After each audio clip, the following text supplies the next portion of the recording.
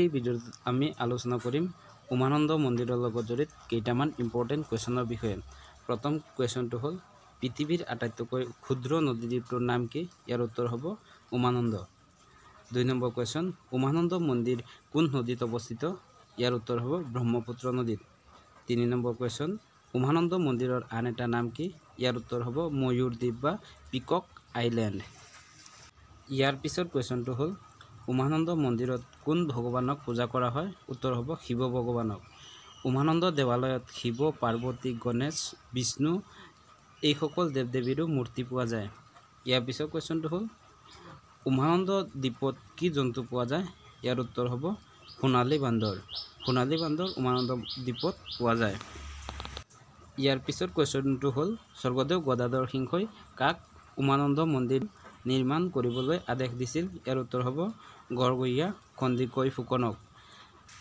ইয়াৰ পিছত 7 নম্বৰ কুৱেশ্যনটো হ'ল উমানন্দ মন্দিৰটো কোনজন আহোম ৰজাৰ দিনত নিৰ্মাণ কৰা হৈছিল? উত্তৰ হ'ব স্বৰ্গদেউ গদাধৰ সিংহৰ দিনত।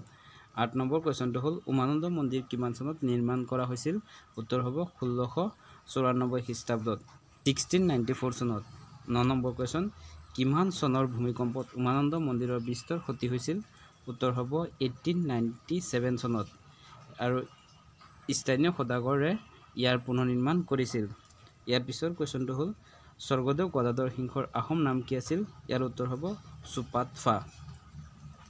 ইয়াৰ পিছৰ কুৱেশ্যনটো হ'ল স্বৰ্গদেউ গদাধৰ সিংহৰ আহোমৰ কিমান সংখ্যক স্বৰ্গদেউ আছিল? উত্তৰ হ'ব 27তম 27তম স্বৰ্গদেউ আছিল। ইয়াৰ পিছৰ কুৱেশ্যনটো হ'ল স্বৰ্গদেউ গদাধৰ সিংহৰ পত্নী জয়মতীক কোনে অত্যাচাৰ কৰি হত্যা কৰে? উত্তৰ হ'ব লৰা ৰজা আৰু লালুকখোলা বৰফুকনে। লৰা ৰজা আৰু লালুকখোলা বৰফুকনে অত্যাচাৰ কৰি হত্যা কৰে।